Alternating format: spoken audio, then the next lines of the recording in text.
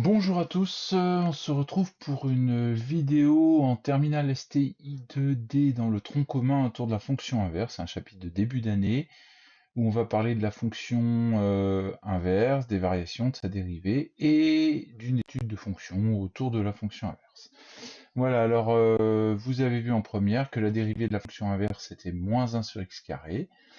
On va pas revenir sur la définition, mais globalement la dérivée, elle vous donne la pente de la tangente la valeur x.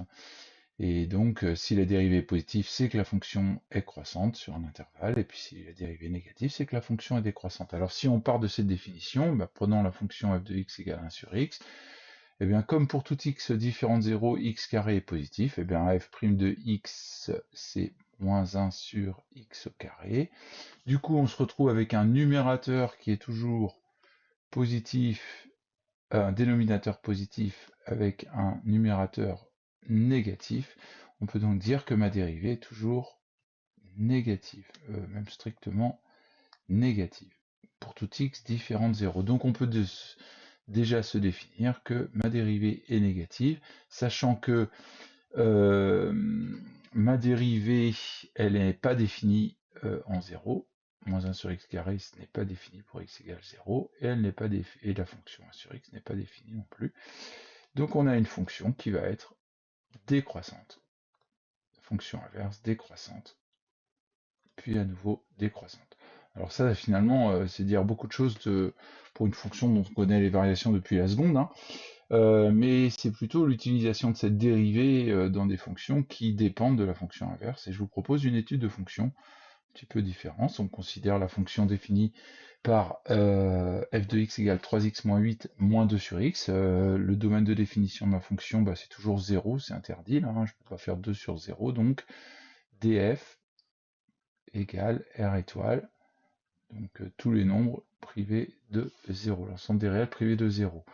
Donc si on veut étudier les variations, il va nous falloir étudier la dérivée. Et pour faire la dérivée, on voit qu'il y a un moins 2 sur x, et ça c'est une compétence que vous devez avoir, c'est de faire apparaître un sur x, donc 3x f de x, pour l'instant je suis toujours sur f de x, moins 2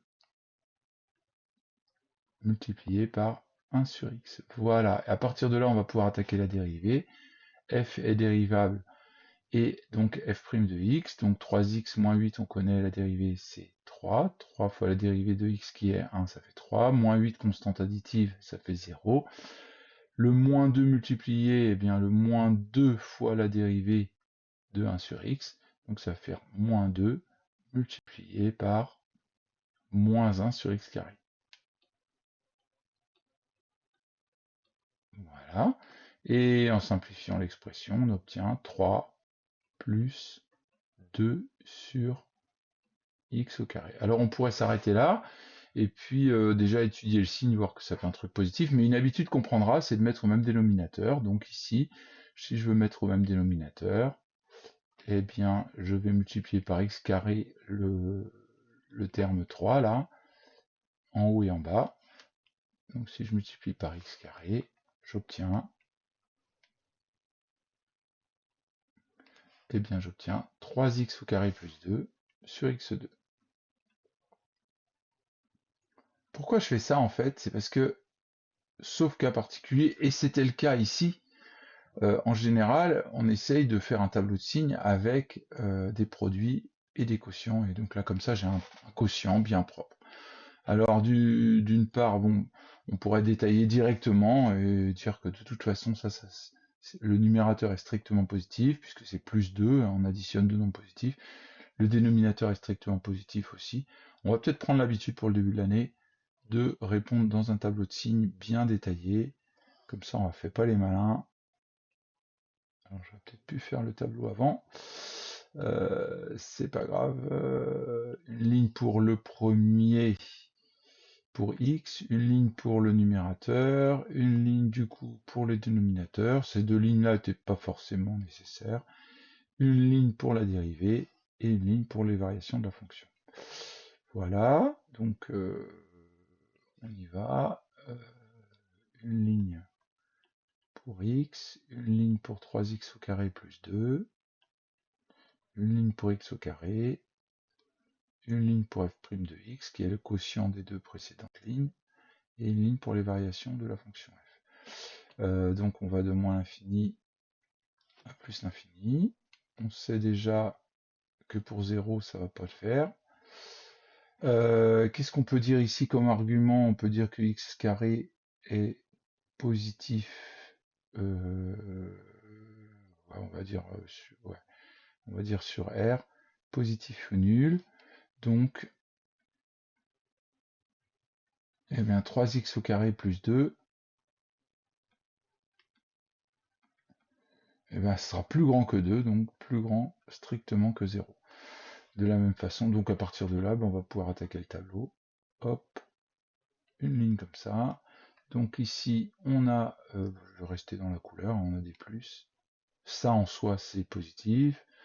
Voilà, x carré, bah, c'est toujours positif aussi. Et là, c'est une erreur que je voudrais préciser les choses. X carré en tant que tel, lui, il vaut 0 pour 0. C'est quand on fait le quotient que là, pour le coup, on a une valeur interdite. On ne peut pas faire le quotient de 3x carré plus 2 et de x carré lorsque x vaut 0.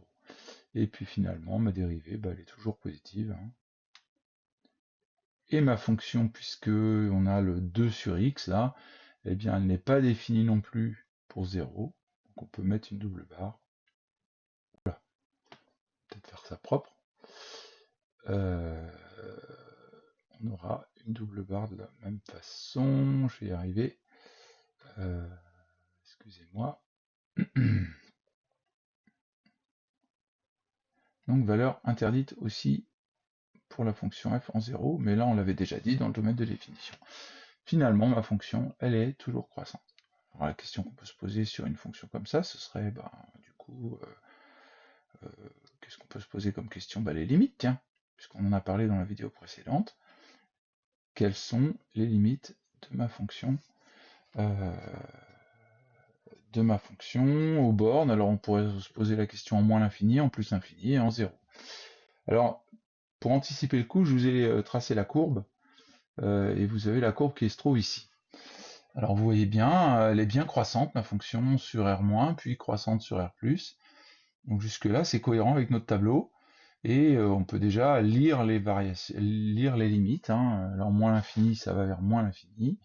Quand x va vers plus l'infini, ça va vers plus l'infini. Quand x se rapproche de 0 par la droite, ça va vers moins l'infini. Quand x se rapproche de 0 par la gauche, ça va vers plus l'infini.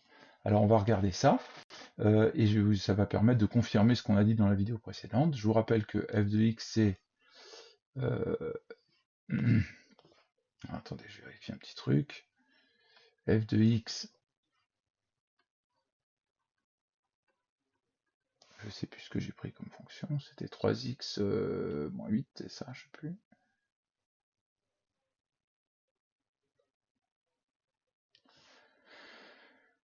« 3x moins 8 moins 2 sur x, et on va pouvoir étudier la limite en plus infini. Je vais peut-être pas faire les 4, je vais en faire 2. Limite lorsque x tend vers plus infini. Et là, on va prendre des petits paquets. Si je prends 1 sur x, eh bien ça, j'ai appris de mon cours, hein, et puis d'ailleurs, dans ma tête, je me fais ma fonction inverse vite fait. En plus infini, 1 sur x tend vers en plus infini, 0. Voilà. Donc, 1 sur x tend vers 0. On peut regarder donc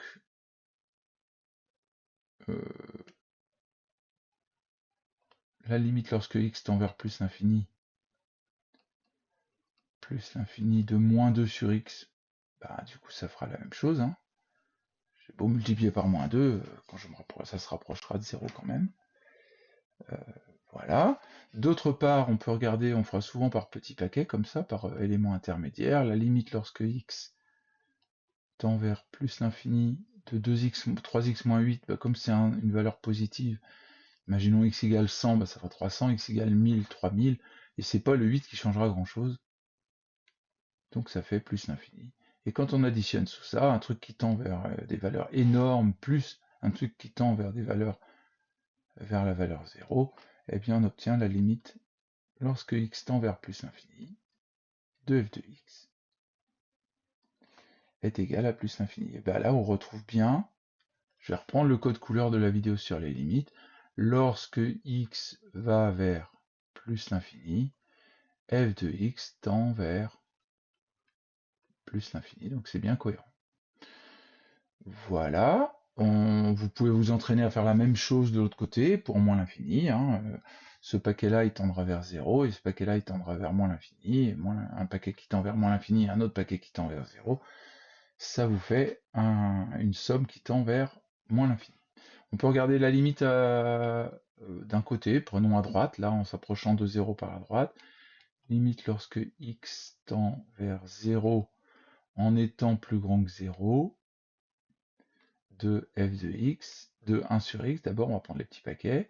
Alors là on va regarder sur notre courbe, quand j'arrive par la droite de 1 sur x, je me rapproche de plus l'infini. Donc je peux dire que ça fait plus l'infini, égale plus l'infini, couleur, voilà, égale plus l'infini. Donc attention, là il y a un piège, limite lorsque x tend vers 0 en étant positif, donc à droite, de moins 2 fois 1 sur x, eh bien imaginons que 1 sur x soit à 1 million, bah, moins 2 fois 1 million, on arrive à moins 2 millions, donc on voit bien qu'ici que ça tendra vers moins l'infini. Voilà, d'autre part, la limite lorsque x tend vers 0, x plus grand que 0 de 3x moins 8, ça va me donner 3 fois un truc qui se rapproche de 0, ça fait 0, il ne me reste plus que le moins 8, puisque c'est additionné. On en déduit que quand j'additionne deux fonctions, une qui tend vers moins l'infini et une qui tend vers moins 8, eh bien la limite, lorsque x tend vers 0, x plus grand que 0, de f de x est égal à moins l'infini. Est-ce que c'est cohérent? Lorsque je me rapproche de 0 en étant plus grand que 0, je rappelle, lorsque je me rapproche comme ça, f de x se rapproche vers moins l'infini. Vous voyez, ça colle. On a bien le résultat attendu. Alors évidemment, je peux vous laisser faire les deux autres pour vous entraîner. Donc si on résume, à retenir, j'insiste à nouveau, mais on l'a dit dans l'élément, on l'a dit dans cette vidéo, on en a parlé dans les vidéos précédentes, il faut avoir en tête sa fonction inverse, la courbe représentative. Il faut être capable de la faire en 2 secondes.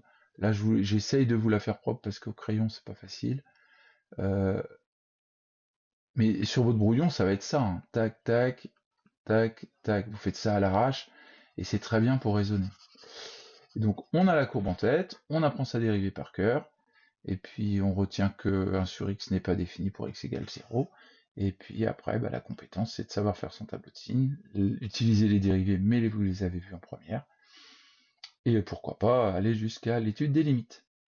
Voilà, j'espère que cette vidéo vous aura permis d'éclaircir les choses, voire un peu plus tard dans l'année, de revenir sur cette notion-là qu'on aura vue en début d'année. Merci pour votre attention et je vous donne rendez-vous pour une prochaine vidéo.